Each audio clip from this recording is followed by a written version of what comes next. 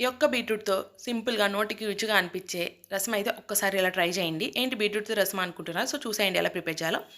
First ఒక beetroot తీసేసుకొని మొత్తం పీల్ తీసేసి ఇలా చిన్న చిన్న కట్ చేసేసుకొని దాంట్లోనే కొంచెం సాల్ట్ అండ్ పసుపు కొన్ని వాటర్ యాడ్ చేసేసుకొని కుక్కర్లో అయితే పెట్టేసుకోండి. ఒక 3 విజిల్స్ వచ్చిన తర్వాత స్టవ్ ఆఫ్ చేసేసుకోవాలి. ఇప్పుడు ఒక జార్ తీసేసుకొని దాంట్లో మిరియాలు, జీలకర్ర, ధనియాలు అండ్ కొన్ని తెల్లవాయలు యాడ్ చేసేసుకొని కచ్చపచ్చగా దంచి పక్కన పెట్టేసుకోండి. ఇప్పుడు మనం ఉడకబెట్టుకున్న బీట్రూట్ అయితే కుక్ అయిపోయాయి కదా, దాన్ని వాటర్ పక్కన పెట్టేసుకొని బీట్రూట్ని కచ్చాపచ్చగా స్మాష్ చేసేసుకొని పక్కన పెట్టుకున్న వాటర్ యాడ్ చేసేసుకొని అలాగే కొంచెం చింతపండు వాటర్ కూడా యాడ్ చేసేసుకొని దాంట్లోనే మనకు రసంకి ఎన్ని వాటర్లో అవి కూడా యాడ్ చేసుకున్న తర్వాత ఒక medium size tomato, half table spoon red chilli powder మొత్తం యాడ్ చేసేసుకొని పక్కన పెట్టేసుకోండి. ఇప్పుడు స్టవ్ అండ్ ప్యాన్ పెట్టేసి ఆవాలు, జీలకర్ర, కరివేపాకు, ఎండుమిర్చి అండ్ మనం ముందుగా ప్రిపేర్ చేసి పెట్టుకున్న మిరియాల పౌడర్ అండ్ ప్రిపేర్ చేసి పెట్టుకున్న రసం కూడా యాడ్ చేసేసి ఒక 1 టేబుల్ స్పూన్ కల్లుప్పు, కొంచెం కొత్తిమీర కూడా యాడ్ చేసేసుకొని మీడియం ఫ్లేమ్లో పెట్టేసుకొని ఒక 8 మినిట్స్ కుక్ చేసేసుకోవడమే. సో చూసారు కదా, సింపుల్గా టేస్టీగా బీట్రూట్ రసం అయితే రెడీ అయిపోయింది. ఇంకెందుకు లేట్, మీరు కూడా ట్రై చేయండి.